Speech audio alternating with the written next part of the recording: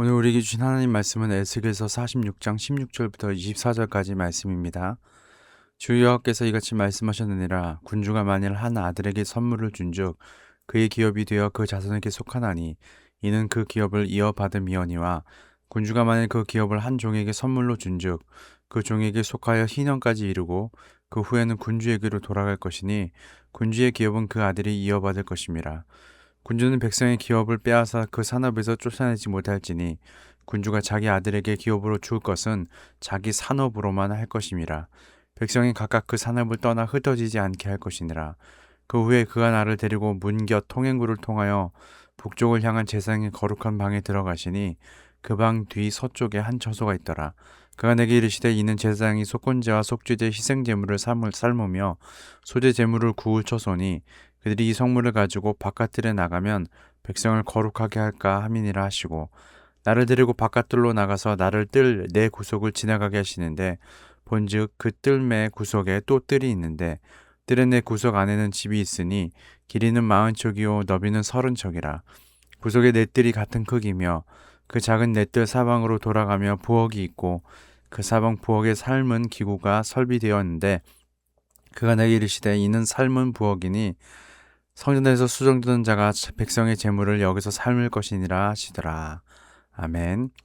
백성의 기업을 지키시는 하나님이라는 제목으로 말씀을 전하도록 하겠습니다.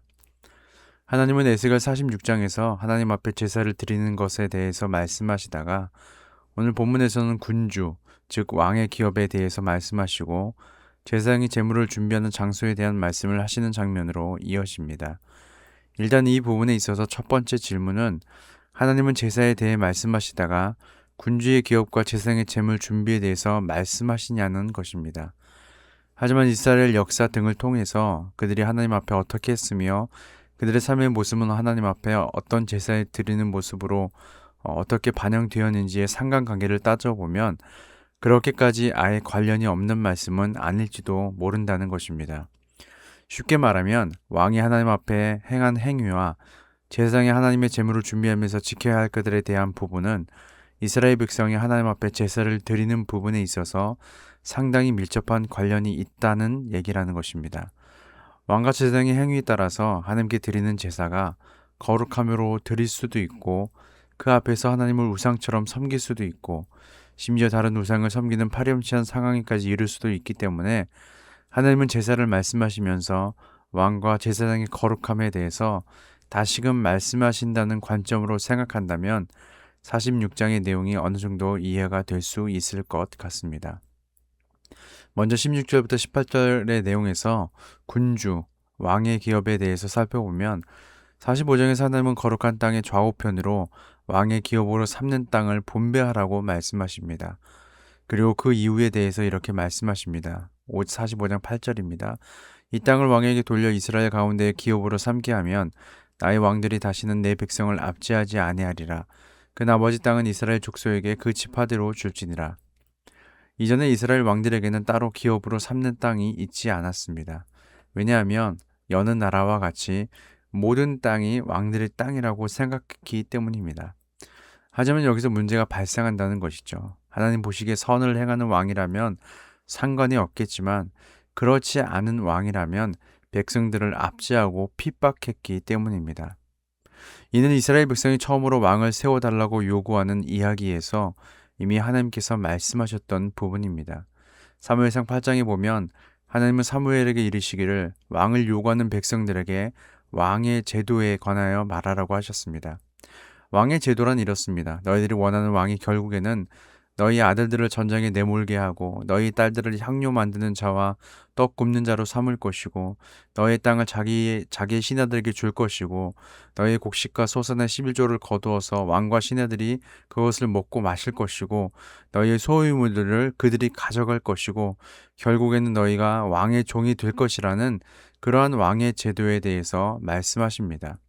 그러면서 사무엘을 통해 말씀하신 하나님의 의도는 이런 것이었죠. 왕의 제도가 이러이러한데 그래도 너에게 왕이 있어야 하느냐라는 것입니다.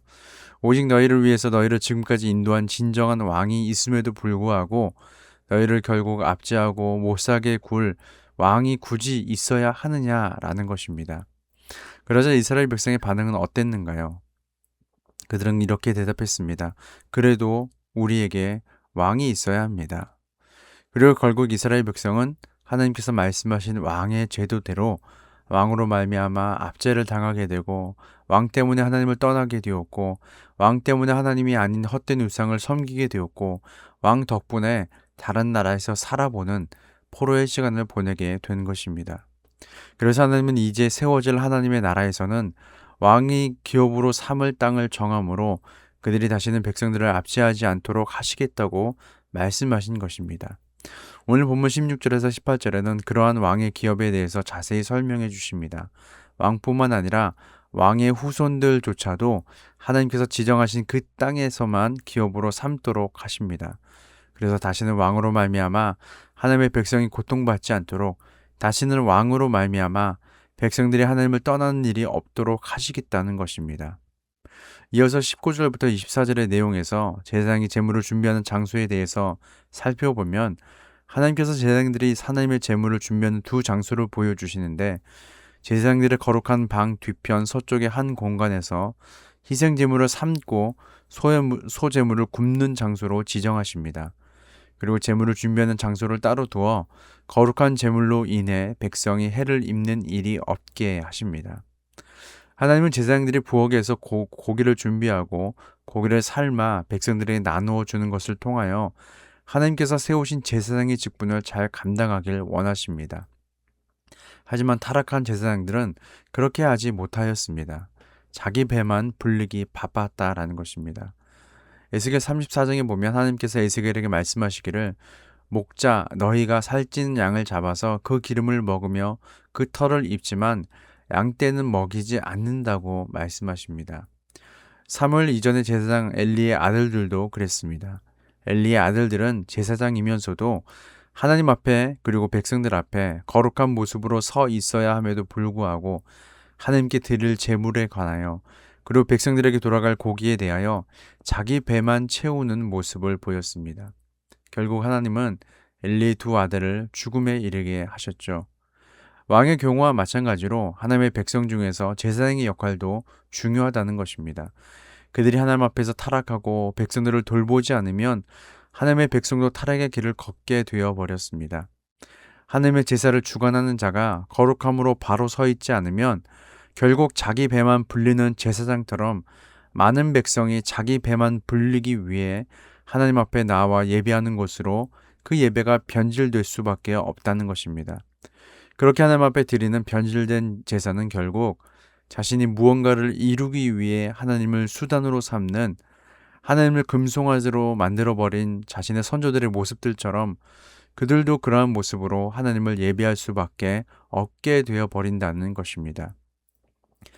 결국 하나님은 사랑하는 하나님의 백성들과 더 자주 예배 시간을 통해 만나고자 하시는 아버지의 마음이 얼마나 간절한지를 오늘 본문을 통해서 알 수 있다는 것입니다.